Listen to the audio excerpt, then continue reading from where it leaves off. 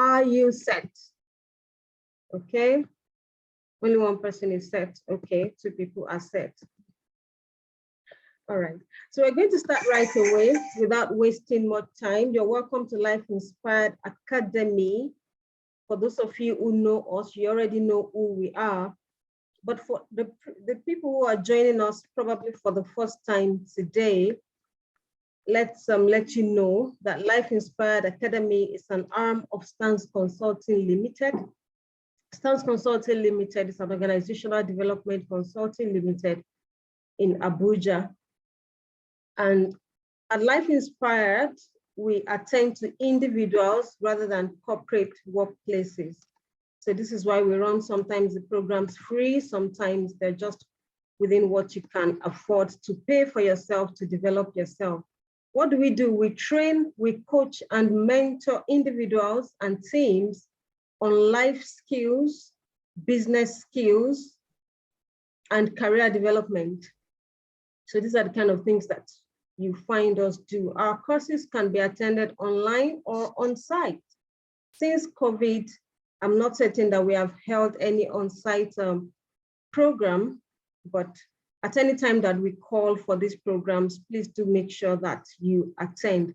We recently just launched our Personal Effectiveness University, and there we have different courses on different levels attending to personal effectiveness, because we strongly believe that regardless of your field of endeavor, you must bring a lot of effectiveness to what you do to succeed. So that's basically what we're about. We have an array of seasoned experts. Some of them are in-house. Madam Mary is one of our facilitators. And these people have consulted, or they still consult for multinationals, MDAs, and they bring a lot of experience to our participants. We train on financial intelligence, life skills, as I said before. And as I said, every time that we call, please do make sure that you avail yourself of the opportunity to get some certificated courses from us. And that's me. My name is Tinuke Obikoya. And of course, I'm going to be your host today. And this is about the only thing I do for a living. I love to share knowledge. And I'll tell you a little about where I got my inspiration from. So some years back in Lagos, I used to live in Lagos, there was this program that held at TBS, that's Tafawa Balewa Square. It was an open program. And we had a woman who came in from abroad to speak to us. Sincerely, I'll tell you, I can't remember most of the things she shared, but I can still remember the determination that I left with that day. She encouraged us. After our presentation, she sang a song, and she was so committed to making sure that we made use of what she shared. As she sang, I had tears in my eyes, and I looked at my friend that we went together. I told her, because of this woman, because of the effort that this woman has put today, I'm going to make sure that I get something beautiful out of my life. I made that promise that day. And from that day, I decided I'm going to live an inspired life, and I'm going to be more intentional in helping to inspire other people. That's basically where I got my inspiration from. And of course, this is why I'm here again today. She spoke to so many of us in that group that day, but I told my friend, I said, I think this session was just designed for me. So every time we come to class like this, I always believe that there's someone in there, there's someone in this room today who this session is just designed for. And after the session, I believe you're going to begin to operate on a new level and be more intentional in whatever endeavor you engage in. So they say lifelong learning is the key to success. How many of us believe this? Yeah. Let me show you. Lifelong learning is the key to success. You can type in the chat box if you believe this. Tell me if you believe it. These are days that people believe in smart work and we say hard work. Do we still want to work hard? But I often remind people that hard work is not the opposite of smart work. Even when you're working smart, you still need to do a lot of hard work. Yes, a lot of people say that they believe that lifelong learning is the key to success. That's why we're here. I sincerely believe that our progress stops when learning stops. When learning stops, the progress stops. Okay, if you see someone move from level to level to level, it's because they keep learning. Okay, when you get stuck, you always have to go back to how you need to learn so you can get unstuck again. Yes, before we go ahead into today's session, let me just pay a tribute to the many innocent people who lost their lives in this unfortunate incident that happened on Monday. It's so sad that as a nation, we still find ourselves here. And we just pray that God will condole their families and, make their souls to rest in peace. Sincerely, we do not pray that our country would continue like this. And that's just what I pray for. But then again, when things like this happen, it brings us to that place of reflection where you know that you don't have forever to live. And however the days come, you just have to make sure that you're living and not existing. Okay? I like this quote that says, there is no time like the present, and there is no present like time. So time itself is a present, but a present that must be used wisely. Please let me let you know that you can post your questions in the chat box. If there is anything you would like me to clarify or expand on, you can type them in the chat box. I may not attend to them immediately, but just so that you do not forget, I'll pick them up later on. So we're set to go into today's discussion. And in our Word Cafe, we have 3 key words that we're looking at: disruption, complacency, and relevance. The title for the session itself says, Combating Complacency. How do we stay relevant in an age of disruption? So the main objective for us today is to look at how disruption leads to complacency and what can we do to stay relevant. In a world that is moving so fast, what can you do to ensure that you're not left behind? These are some of the things that we're looking at this evening. I didn't see anybody write their expectations into the chat box. Do we have expectations? What are we looking to take away from this session today? Can somebody tell me what they're looking forward to learning in this session today? What are you looking to gain? Anybody? Please remember that we're all in this together. I'm not a lecturer and this is not a monologue. I will expect that you also contribute as I speak. Who's going to tell us what they expect to take away?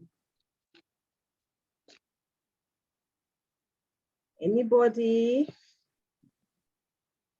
All right, I think I'll just shoot. We don't have all day, or we don't have all night. Okay, someone has said something.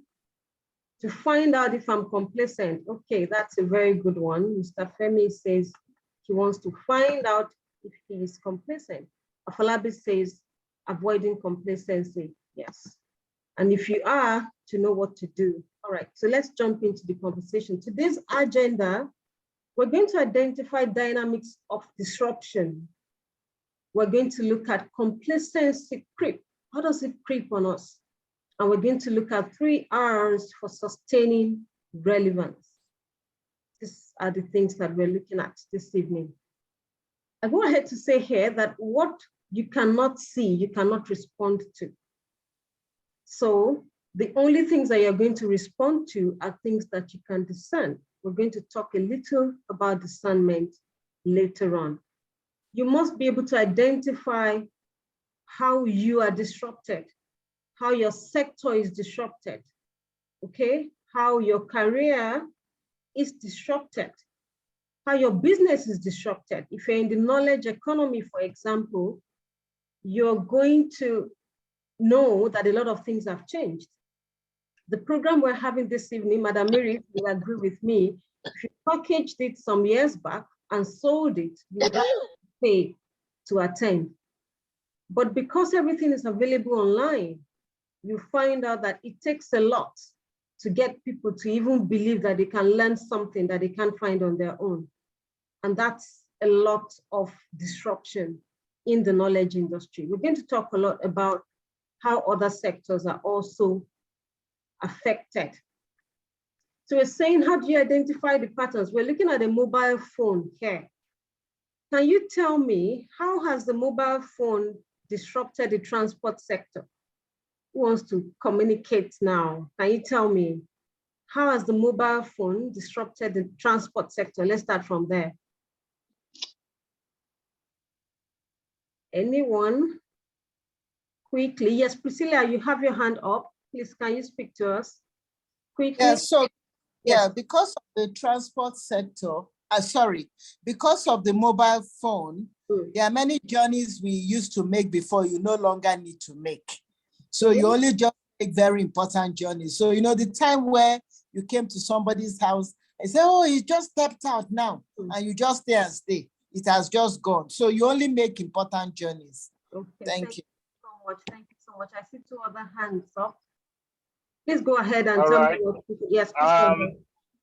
It is through mobile apps like the hailing services, Uber, Bolt, and all that. Absolutely. You can now book your fares online, you know, without much ado. Absolutely. Thank you so much. Thank you so much. I really appreciate that. So, because we don't have all day to discuss, we're just going to touch a little on all of this. We can begin to identify. I remember there was a day I landed at the airport, and before now, it used to be that you would have someone wait for you at the airport who wants to pick you, or you're ready to walk to the car hire session where you can, you know, just get a taxi from there. But these days, between walking from the runway to where you get your luggage, you've already ordered a taxi, okay? And I remember one day, one man was so angry, was trying to grab my bag. I said, no, I have a cab waiting for me. And then he knew that it was an Uber, and he said, these people, we're going to deal with them, right? They've come to take our businesses away. What they know how to do is to go there and queue until the passengers come to them. But someone who you cannot even see physically has already taken you from them, you know, and that's exactly what we're trying to look at today. Health sector. I train in a school that trains medical consultants in leadership and management. So we teach medical consultants in leadership and management. And we had a session once, and we're trying to get them to think on another level. And one doctor had said, when patients come into my office these days, they talk as if they know more than me. And sometimes I have to just put them in their place. Okay, so we're going to talk a little later on about, are these people reacting to these disruptions, or are they responding? I then told him, I said, so it's impossible for us to gather all patients and lecture them on how to behave. You are the professional here, and you're going to need to understand that things have changed. People Google up and they read about their symptoms. If they're going to react to something, they take you up and say, you can't give me that, I'm going to react to it. So it's like a tug of war. Availability of information has made it so that people can do it themselves. We know about the DIY industries. People make their liquid soaps. They make a lot of things by themselves. Does this affect anyone? Absolutely. We need to start thinking about this. You don't think it's your problem until it sits right in front of you. Okay? Yes, so in business, in practice, we say disruption happens when traditional value drivers in an existing market are significantly changed. The value drivers just change. So it's not unusual that something that I start to do in my kitchen can disrupt a big restaurant that has rented brick and mortar, a lot of millions. I cook soup in my kitchen, I snap the soup, I post it on Instagram or anywhere on social media, and before you know it, I have people ordering from me. Meanwhile, someone has set up a shop, they've paid rent, and they're doing exactly the same thing. And the only difference is they're waiting for me to leave my house and come to them to pick up whatever it is that they're selling. So the value drivers are changing. As I said, typically a new player enters an existing market with new technology or business model, or a combination of these two. And then they provide a new kind of value. The value that the person cooking in the kitchen who's ready to bring it to my doorstep will provide me is convenience. Beyond me enjoying the food, they now provide convenience. So people have to start to think on different levels if you ever find yourself in business or even in your career, as we're going to see later on. Yes, let's talk about the people who are affected the most, the ones who cannot discern how times have changed. Mike Murdoch would say that inability to discern is what causes people to fail. People can't tell when things have changed. They can't tell when people have changed. And that is a lot of problem in itself. So we used to have the white collar jobs and blue collar jobs. But now what you notice is that the spectrum is expanded. Okay, and in between white and blue, you now have pink, you have gray. The workforce color spectrum is expanding. Now you have an auto, what do you call them now? A mechanic, right? Who fixes your car, who probably did not go to school, but wakes up to realize that if he does not understand how to use some computerized devices, he cannot fix cars, or you would not have confidence in him. And they get up to learn. Before you know it, you find out that the next time you come, he brings out a gadget. It's more difficult for people who are in the knowledge industry. If I just believe that having a degree will make me succeed, or having an extra one or a third one will make me succeed, someday someone will ask me, what are you bringing to the table? Yes, we know you got your MBA from MIT or your PhD from Harvard. What exactly can you do? So the colors are changing, and it's so important that we're able to realize this. In the workplace, you see that a lot of people struggle. If you have new people who come on board and they have fresh knowledge, you see people who would tell them before they give birth to you, I've been in this organization. Those days are gone. Now, relevance is what matters. And this is exactly what we're discussing this evening. I mentioned discernment earlier on, and we call it the ability to obtain sharp perceptions or to judge well. If you don't judge change well, it may affect you in ways and degrees that you didn't imagine. I've heard people say, oh, my company cannot be disrupted, or we are government, we're a government agency. This kind of things can come to us. Really? Again, we say individuals who remain relevant possess capacities for discernment and the ability to decide what is in their best interest for time.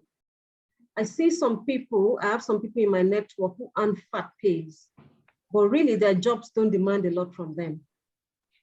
And I try to encourage them, please do not take your personal growth for granted, because you don't know what may happen to that job tomorrow. And you won't know how much you have not grown until you hit the labor market again. So if you don't discern, if you don't tell yourself, this is what is in my best interest, even though I'm earning a fat pay, let me still continue to grow so that I can sustain my relevance. Yes, we say errors in judgment can cost us so deeply if we are not careful. So we're talking about dynamics of disruption. In business, we used to talk about speed to market. Okay, and speed to market will say is your ability, how you're able to establish your business presence through your product or service. How quickly can you get your services to the market? Can someone tell me now, how long should it take me to get my business out there? Should it take forever? Are you speaking to us? Someone speaking to us? I think it needs to be as short as possible because information is available everywhere. So by the time you are wasting too much time, another competitor may just bring the thing to the market.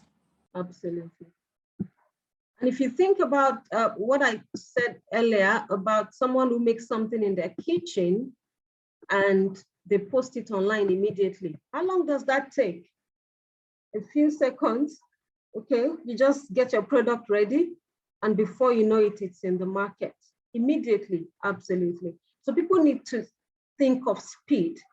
I remember one day I'd called someone to get a deep freezer for me. I didn't want to go to the shop where they sell it. So I said, please get me a deep freezer and bring it to my house. Then he said, okay, tomorrow I'll send you a list of prices. I said, why are you going to send me the prices tomorrow? I had already checked the prices online anyway. He said, I'm going to go to the stores and ask for the prices. I said, oh, really? You don't have to do that. And even you know that you can work faster than that. So basically, these are the kind of things that we're talking about. You get information at the speed of light. So this used to be a thing, or really it's still a thing.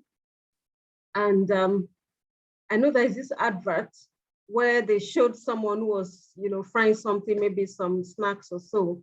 And someone stood in front of her and said, give me that one you're frying. He said, no, someone has already bought it. Who bought it? No one is here. She said, the person online, my customer online has bought it.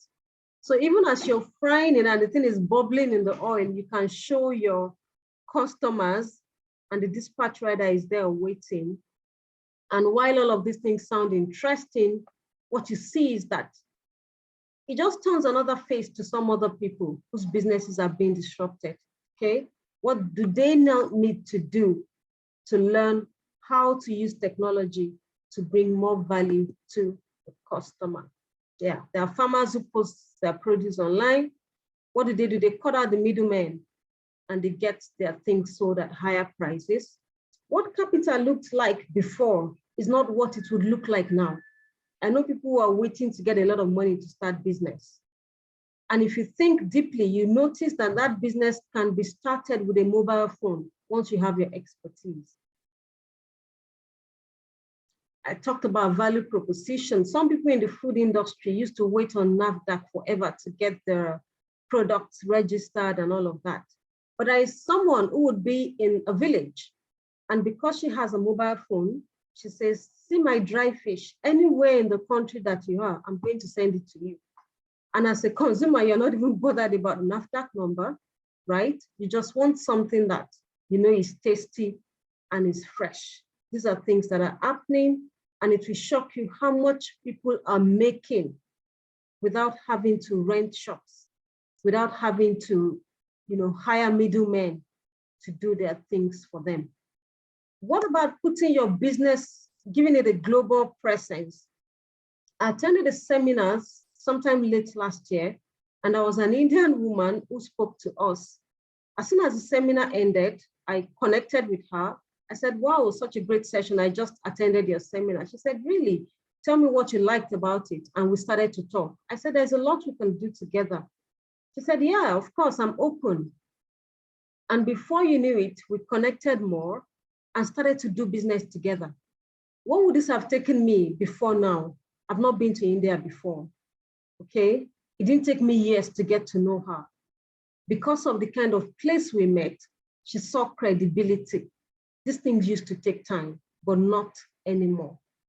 These are the dynamics of disruption, and I want to believe that you're following as we are discussing.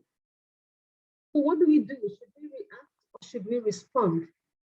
Okay, and if you're reacting, how do you know that you're reacting? If you're reacting, you notice that you're not accepting the change. You're still struggling with it. Like the taxi driver who's fighting the Uber man. Okay, you've come to take my business away, But it's not his fault that technology has given him that opportunity. How do you respond? Responding starts with acceptance. You get better rather than bitter. You stay open-minded, having the mind of a beginner. Someone said that the more you see yourself as an expert, the less open-minded you would be. So we must have the mind of a beginner. And also, if you go on LinkedIn today, you find out that people have turned that place into an avenue to showcase their stories. I don't know how many of you have noticed that. Somebody lands a job, then they say, oh, 10 years of being jobless, finally it has happened for me. They put a story behind it. Someone is having a training, they put pictures, they say, oh yes, this is what we're doing. That's showing versus telling. Before now, if you put your CV together, nobody has seen what you can do.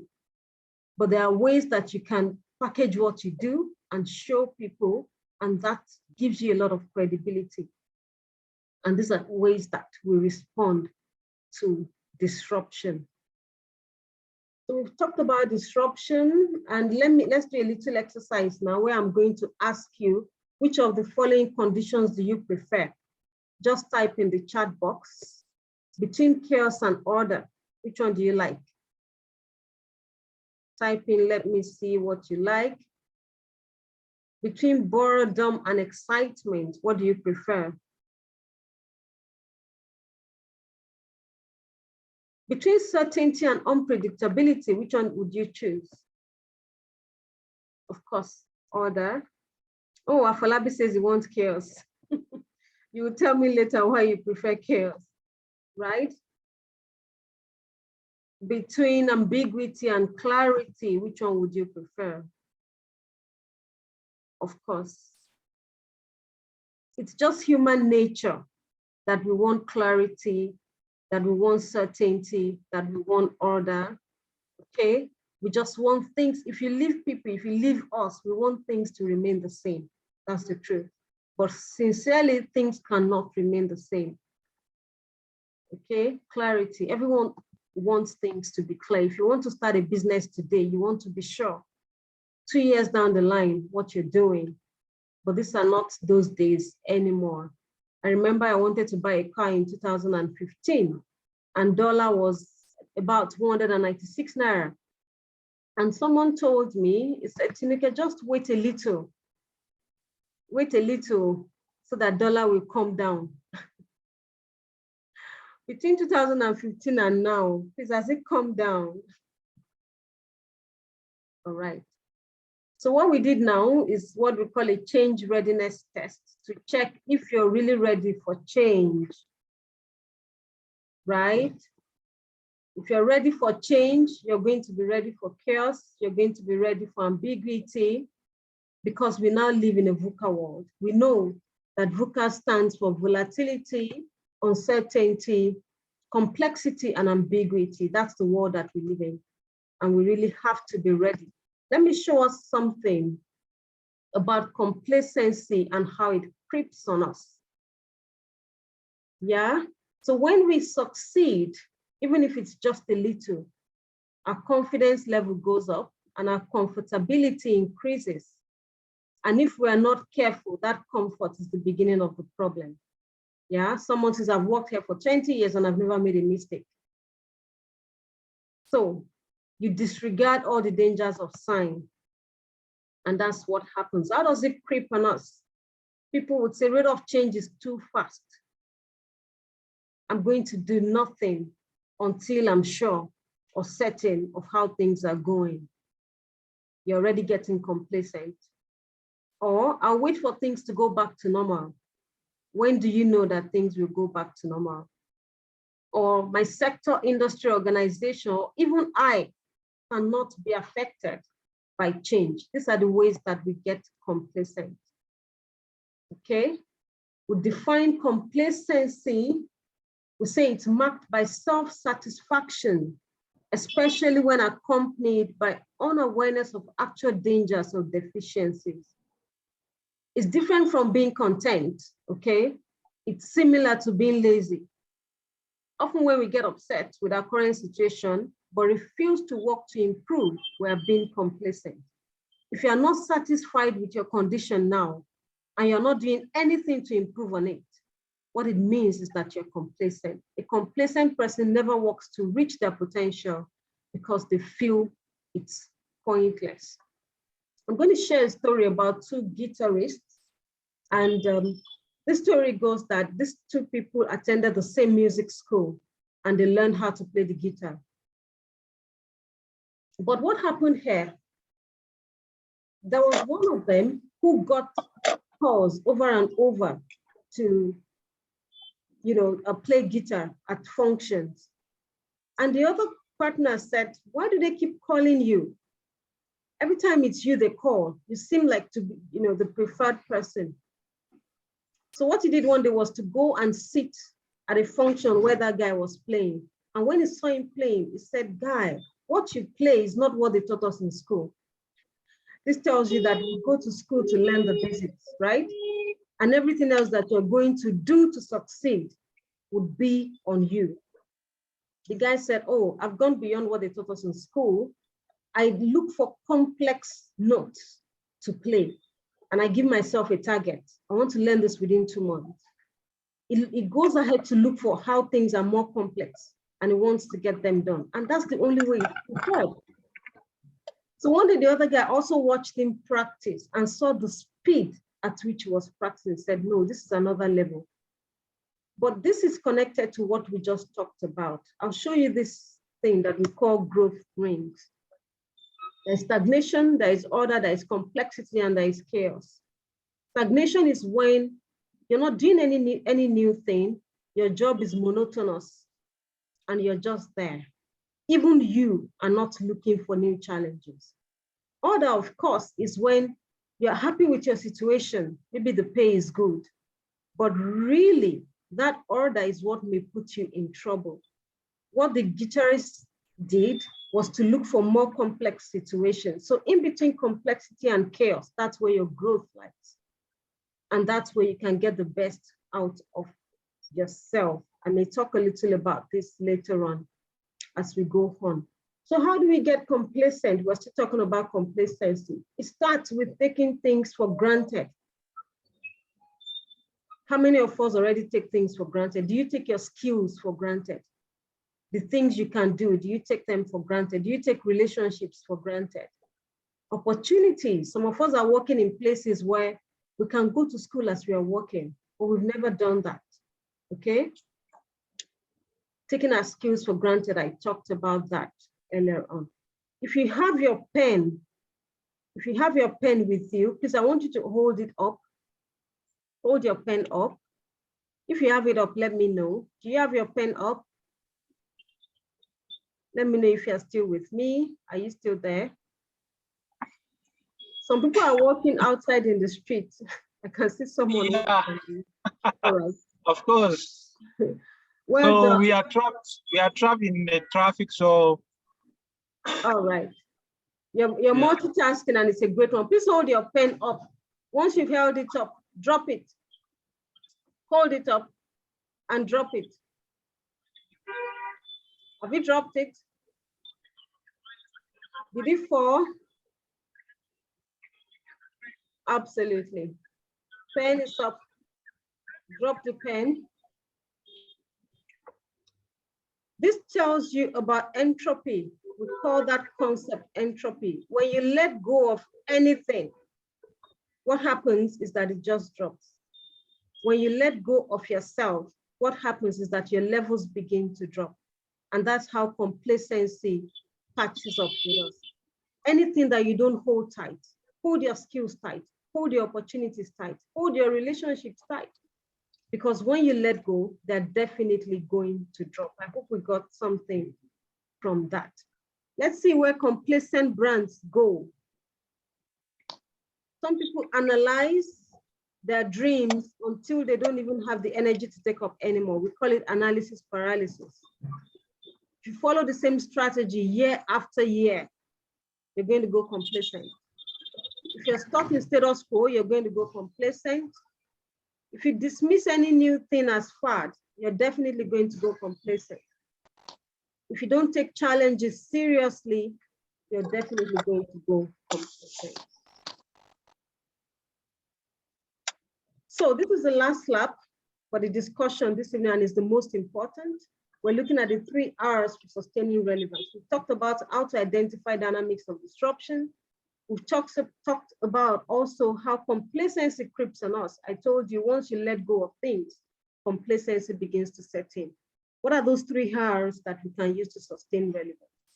The 3 R's, as we can see here, the first one says readiness, resilience, and resourcefulness. The first R is readiness. Readiness is different from preparedness. Okay, when you prepare based on what you're expecting.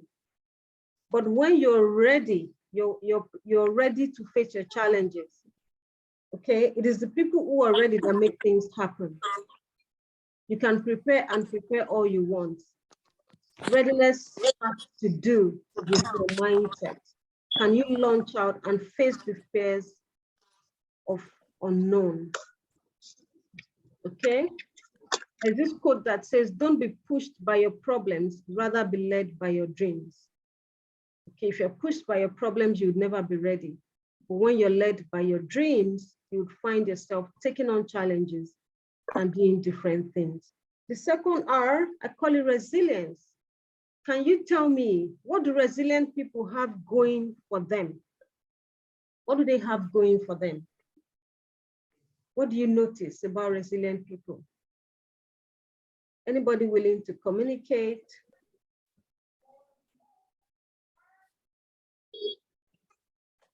I'm waiting to hear from you. What do resilient people have going for them? They don't give up. Resilient people always bounce back. They always bounce back. Yes. They don't give up. No matter how tough the situation, they don't give up. Yeah. Thank you so much. Thank you for that contribution. They don't give up. Absolutely. All right. So let's see. Resilient people set their sights on what they can control. Some people put their energy in their circle of concern. Please, I want you to draw these 3 circles as you can see them on the screen. Those people who are trekking, who are caught up in traffic, I wouldn't expect that you draw the circles. Okay, thank you. All right, if you're not in traffic, please draw these 3 circles and label the largest circle, the circle of concern. Label the second circle, the circle of influence. And the last one, the smallest circle, label it the circle of what? Control. We got this from the 7 Habits of Highly Effective People by Stephen Covey. And it says Great. Yes, when you focus on what you're concerned about, when you focus on how disrupted things are, you're going to waste your energy. You only have so much energy. So you must make sure that you put that energy on things you have control over. What do you have control over? Your thoughts, your attitude, your behavior. Either you're going to respond or react. These are the things that make people resilient. And it's important that we note this. While you cannot stop change, you can influence how change affects you. All right, this is something about resilient people. They have what you call responsibility, meaning they take responsibility. They respond to situations and they don't react to people. Okay, we say they're proactive rather than reactive. They build and maintain quality relationships. That's another thing about them. They build and maintain quality relationships, okay? The bend is not the end for them. The bend is not the end. If they get to the bend, be sure they're going to turn and find themselves still on another straight path. So let's talk about resourcefulness. This is a very interesting one, and I love that we pay attention. Resourcefulness is having the mindset to look at what's in front of you and to optimize what you have to work with. This is really important, and I want to explain a concept here. Resourcefulness is different from having resources. Some people have resources. They have access to money. They're not in themselves resourceful, okay? To be resourceful means that you have resources within you to make things happen. If you always have to rely on cash, then you're not resourceful. And I'll show us this pyramid, and I want us to pay attention. I was asking someone, I said, sir, what's going to happen if your salary for next month does not come? It was getting close to the end of the month. If your salary is not paid, the man said, Tineke, you're talking about if he's not paid. If that salary is delayed, I'll be in trouble. So let it be delayed for a week, there will be trouble. So what it means is that that person does not have savings and it doesn't have investments. Because if your major source of income stops, the next thing should be that you're able to move to your savings. And by the time you move to your savings, if you ever find yourself exhausting your savings, then you now have to move to your investments. Even if it's fixed sums, you tell them, I didn't say I'll break it, but I don't have any more funds. But I want you to watch this. By the time you're now taking from your investment, something has to be done about your major source of income. And it's only your resourcefulness that can make that happen. Let's say you lost your job, for example. You're now at a point, or maybe your business has been so badly disrupted and you don't have inflow anymore. It's only your resourcefulness that will place you back on that state, maybe where you get a different job, or where you put A and B together to produce C. Are we following this pyramid? Do we understand it? If you do, let me know. Yes. Absolutely. The people who have access to resources are not rich.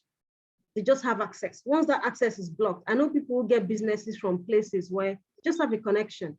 And once that connection goes, that's the end of the business, okay? Of themselves, they're not thinking of what they can bring to the table. Let me share with us a few points on how we can become more resourceful. The first thing to do is to accelerate your learning curve. Accelerate your learning curve. Learn at a faster rate. Learn what's relevant.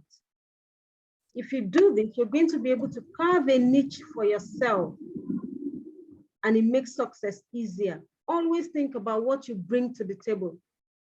And someone said, nothing matters like mattering. The moment you don't matter anymore, then relevance is lost. Be in places that matter, online or offline. Look for programs to attend. When you attend a seminar online, connect with the people, connect with the presenters after they're done. Let them know you were there. It gives you credibility. You can do things with them later on. Be deliberate and consistent in building and expanding your network. They say your network is your net worth, okay? One of the big problems of success is that once we start to succeed, we start to take people for granted. Some of us don't build relationships anymore. And that's one of the worst things that can happen. Also, I like to encourage people to create service outlets. If you have a business, let there be an arm of your business where you do something free. If you are knowledgeable in something, teach other people some part of the things that you know. Make sure you serve in some capacity. They say service is what leads to greatness. But beyond that, your own growth lies in service. What I'm doing today, it took me several weeks to be able to prepare for this seminar. And that was my own growth. So that's what I'm gaining from doing this. And profit is not only measured in money, which is another concept that we need to understand. Really sorry, can you come again? This is your point. Profit is not only measured in money. Did you get that? Yeah. Yes. So even when you're not before you get cash, to the profit, you said your gain is what? I didn't hear that one. I was distracted a bit. I hope I can remember what I said. Okay. I was simply saying that, yes, we should create service outlets, that your own growth is in your service. Okay. Maybe that's what you meant. Oh, okay. I hope we got something from this. Have we learned anything so far? Can I just remind you what Please. he said? Yes. That it took you a few weeks to prepare for this lecture. Yes. And in preparing the lecture, you grew. So in serving us, you have also grown. Yeah, good. Thank you so Great. much, man, for co-facilitating. Yeah. She has also grown. Yes, absolutely. So let me remind us that on networking, what you know matters. Okay? What you know matters. If you go into any group, how you're able to talk about what you do matters a lot. It will build up credibility. And beyond what you know, who you know matters. These are not the days that you're just intelligent and you sit in your house and you're broke. That used to be my condition until I learned how to build relationships. Who you know matters. And who knows you matters. You may know a lot of people, but do they know you? That's what I just said about anytime now that I attend conferences online. I've taken some courses online and my faculties were foreign facilitators. What I do immediately after the course is to send them a message to say, thank you so much for that opportunity. I was in your class, and I engage with them to the point where if I have a business now, if I have a training now, I can tell them, please, do you mind joining us and sharing some of your knowledge? And many of them agree to do this. So who knows you matters. And then beyond that, what they know about you matters. I hope this is able to help us so that we begin to think about how to build a network. Remember, we're talking about how to respond to disruption. Some people are busier now in their business than before COVID. Some people are making more money now than before COVID, okay? They've been able to take their businesses to the global, giving their businesses a global presence. So what we've talked about today, disruption, complacency, and relevance. The most important thing is to make sure that you're relevant. If you lose your ability to make money for a while, just ensure that you're still serving, and that will do you a lot of good. How does disruption lead to complacency? I talked about the fact that when the rate of change is fast, some people cannot catch up. Somebody said the definition of intelligence now is your ability to hold two opposing thoughts in your mind and still be able to produce. You hold two opposing thoughts in your mind. It used to be that people would say, if I have money, I'll do business. But now you have to be able to say, if I don't have money, I still want to do business. That's two opposing thoughts. And you must still be able to function with that. Complacency, how does it catch up with us? Again, you may not even see ahead. That's one of the problems that happens. People cannot see ahead. They can't plan ahead. And that's why I said readiness, being ready to take up whatever it is going to help you to stay relevant. Okay. The last lab, disrupt yourself to invent yourself. Disrupt yourself to reinvent yourself.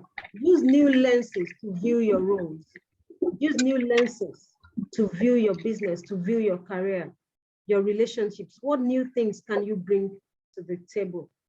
How can you seize opportunities the more? What are those things that you've taken for granted? Except you're able to do this, really you may not be able to cope. Let me share a little with us about Mahatma Gandhi. We know Mahatma, right? And many people do not know that he had a career being a lawyer. And one of those things that happened to this man while he was a lawyer was the fact that he couldn't speak up when he was in court. The early days, he said he would get to court, and when they called on him, when the judge called on him to present his case, he wouldn't be able to open his mouth. And he had that fear of speaking out. So, mute your sound if you're not speaking to us. Bamdele, are you in house? Please mute anyone who's not speaking to us.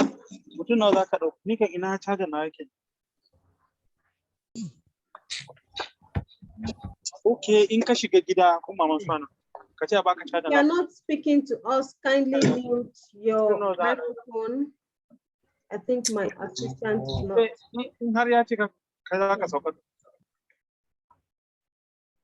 All right. So I was talking about Gandhi. And what he said, he had experienced something when he went to South Africa, where I think he was supposed to take a seat on a bus and they didn't allow him because of his skin color. And he said at that point, he changed his mind. When am I going to start to speak up for myself? And that was what gave him that shift in his career, being a lawyer. And what he said was that every time we shrink from our fears, life gets smaller. You can't reinvent yourself if you're too scared to come out of your shell. And that's basically what we're talking about. There's something that we call the 2% mindset. We say that 2% of the population embrace the unknown, go out for their dreams, are confident. 98% of the population fall within the crowd. Okay, so if you're going to, and being within the crowd means you stay in your comfort zone. You don't do anything differently. When challenges come, you just leave them. It means you procrastinate, you settle for less. Gandhi found himself settling for less and less until the day he woke up and said, how long am I going to continue like this? And his law career actually took a new turn and he found a way to become more relevant after then. So disrupt yourself to stay relevant. What does it mean to disrupt yourself? Look for complexity. Look for new challenges. Look for newer things to do.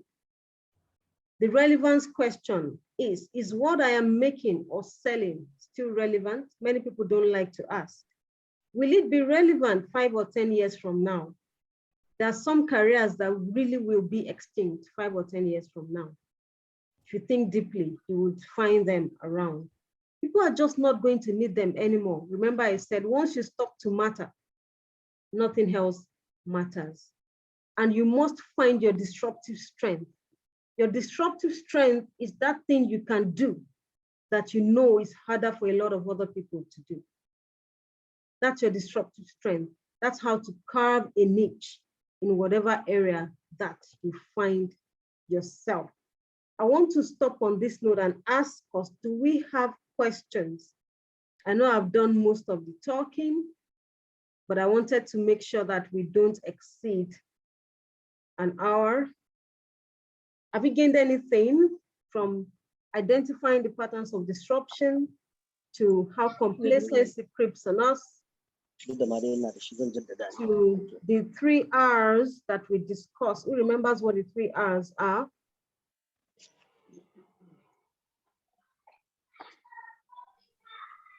Readiness, resilience, and resourcefulness. Thank you, Oga. Thank you, Oga. Readiness, resilience, and resourcefulness. Resourcefulness. You remember what we said about resourcefulness? Having access to resources is different from being resourceful. Being resourceful means that when you find yourself in a tight situation, within you, you can come up with solutions. Do we have questions? I would love to listen to your points of view, and I would love to questions from you. You have questions? Let me be sure that you have really been a part of this. I can hear some people chatting in the background. Yes, Madam Priscilla, you have your hand up. So thank you for the last 2 lessons, today and the other one, where we have really focused on the VUCA environment, which is truly our reality. And actually for the older ones, those who are above 40, it's really, really challenging being able to reorient our minds to deal with what's going on. So I'm just grateful to be at this meeting. Thank you. Thank you so much, ma'am. Thank you so much, ma'am. Just as you said, I concur with what you said, that the older we are, the more difficult it is for us. If you work in a workplace where they bring in a lot of fresh young people, you find out that you may feel intimidated, seeing that these people are fresh and they know so much, okay? But one of the ways out, as I said before, is to be open-minded. You can learn from anyone. you can learn from anyone. Oga Okoro, I see you want to say something. Your smile tells me you want to say something. No, no, no. I was going to say that perhaps being older should also be like an advantage for you to get disrupted, because of course you have more experience than the younger ones. They will definitely be better in some skill sets like ICT, as case may be. But since you have rich experience, take it as an advantage. You know, to create services that could also give you. Unfortunately, your network is breaking up.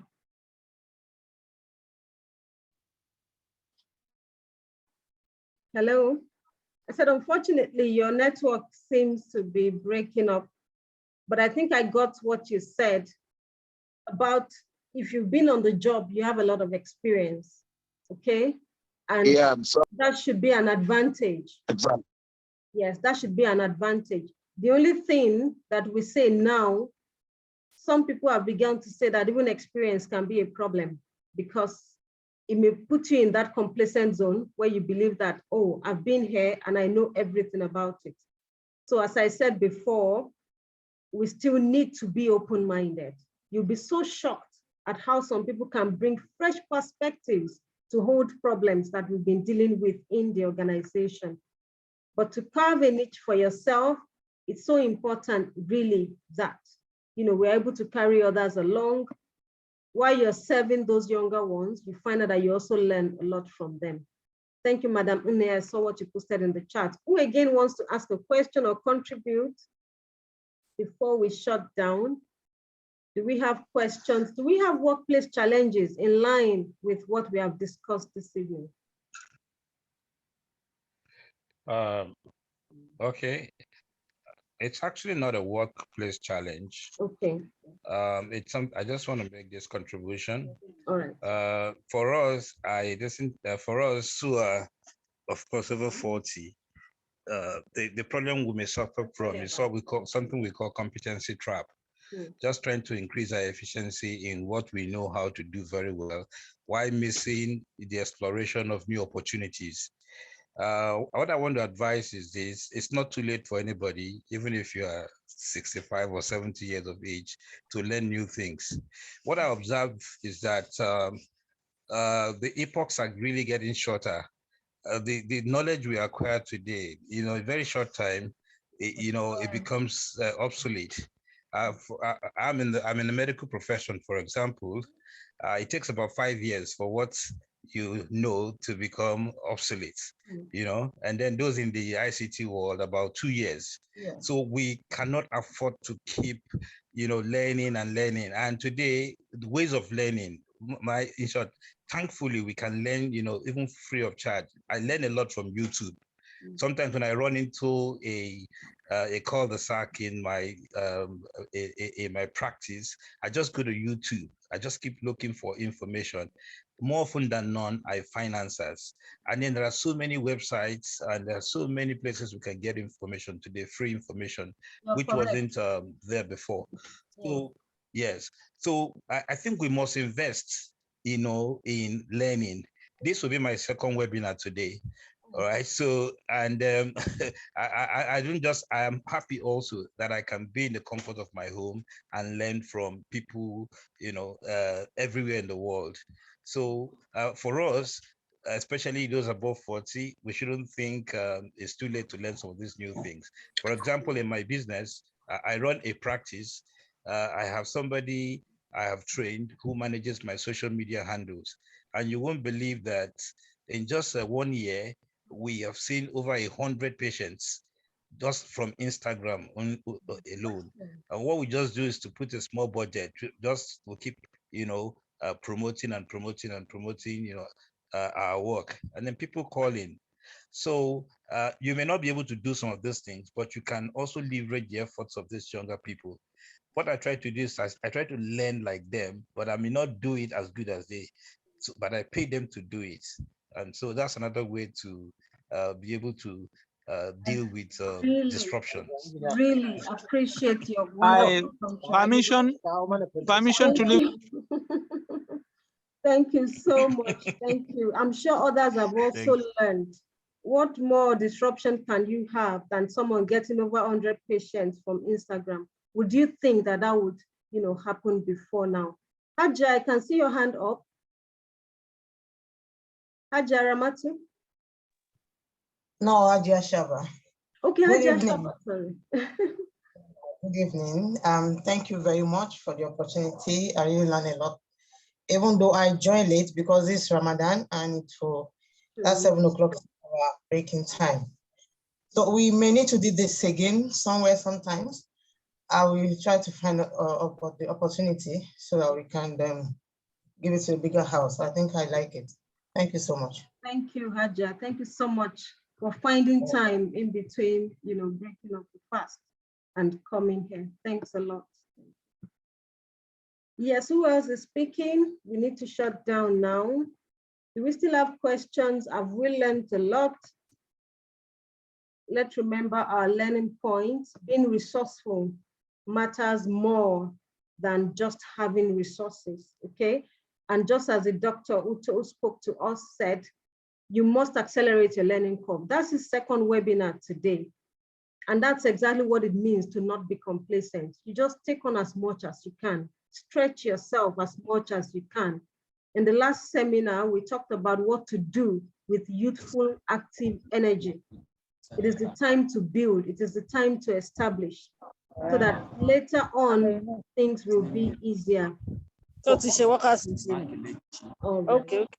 So I think that if we don't have more contributions, who can tell me something about this fish?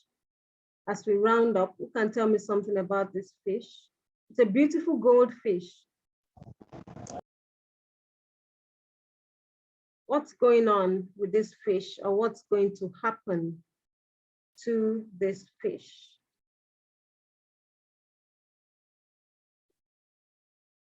Madam Priscilla, do you have your hand up, or is it from the other time?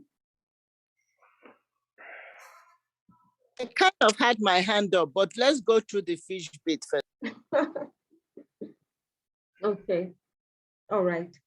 So what you find out is that this fish is limited. It's going to be limited in growth. And it's been confined by this environment. For some of us, we are in a comfort zone. It looks beautiful, it looks attractive. If you have a job and the pay is good, but you don't have to grow, that's something you have to watch out for, okay? You have to be the person who jumps out of the job and says that even if they're not demanding from me in this office, I'm going to place a greater demand on myself. It's just basically saying that there's some environments that limit our growth. You must understand what your comfort is doing to you. I remember sharing my experience with someone, how when I came into consulting, I was so broke. I was broke, right? And I didn't have money. I could not even pay my own bills. And I decided this was what I was going to do. And I didn't take up any other thing that would distract me. And the person said, oh, well, that was easy for you. I said it wasn't easy, but I leveraged on my discomfort to make my change happen. I know a couple of colleagues who also came into Abuja at the time I came, but they had comfort. They had cars they could drive, they had big houses they could live in. And because of the comfort that they had, they really could not bring out their potential. So if you find yourself in a discomfort, certain environment today, you can leverage on that discomfort to bring the best out of yourself and make sure that, you bring, yes, Madam Uwe says the fish is in its comfort zone, but unfortunately, it cannot grow bigger than that jar. I think I want to stop here today, and I'll just once again appreciate your presence and believe that whatever you learn from here, you're going to put it to use starting this night or tomorrow morning. Mr. Kelechi, when are you going to start applying what you learn?